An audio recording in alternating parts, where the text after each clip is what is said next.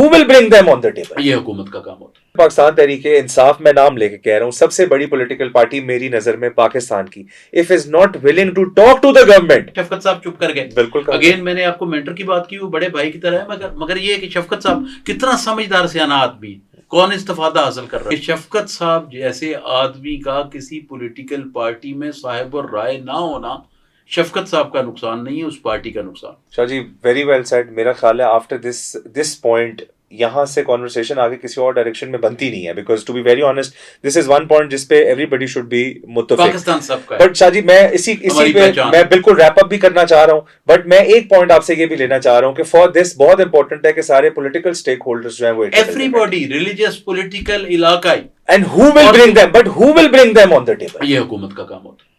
تو حکومت کو بڑا رول, حکومت کو بڑا رول کرے, دل کرے, اور پولیٹیکل پارٹیز پھر اپنے ضد اور اپنے قد سے اوپر ہو کے پاکستان کا سوچنے سے ہست ہوتی رہے. تو وہی اگر پولیٹیکل پارٹی جو سب سے بڑی میری نظر میں, then again it's my opinion, آپ کا میں نے ایک پارٹی کی بات نہیں کی, میں نے ایک پارٹی کی بات کی, میں ایک پارٹی کی بات تمام کی کر رہا ہوں. میں جنرلی کہہ رہا ہوں کہ اگر پاکستان تحریک انصاف میں نام لے کے کہہ رہا ہوں سب سے بڑی پولیٹیکل پارٹی میری نظر میں پاکستان کی, if is not willing to talk to the government, پھر how will میں تو گھر بیٹھا ہوں نا. بالکل ٹھیک, آپ نہیں ہے, میں تحریک انصاف میں نہیں.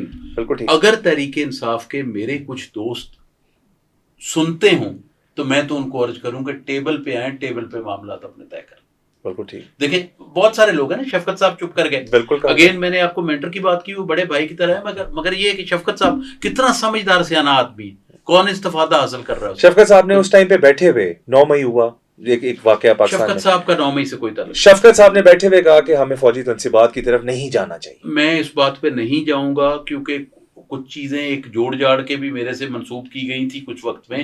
مگر میں آپ کو یہ کہتا ہوں کہ شفقت صاحب کا تعلق کسی بات سے نہیں تھا. اور دوسرا یہ بھی کہوں کہ شفقت صاحب جیسے آدمی کا کسی پولیٹیکل پارٹی میں صاحب الرائے نہ ہونا شفقت صاحب کا نقصان نہیں ہے, اس پارٹی کا نقصان.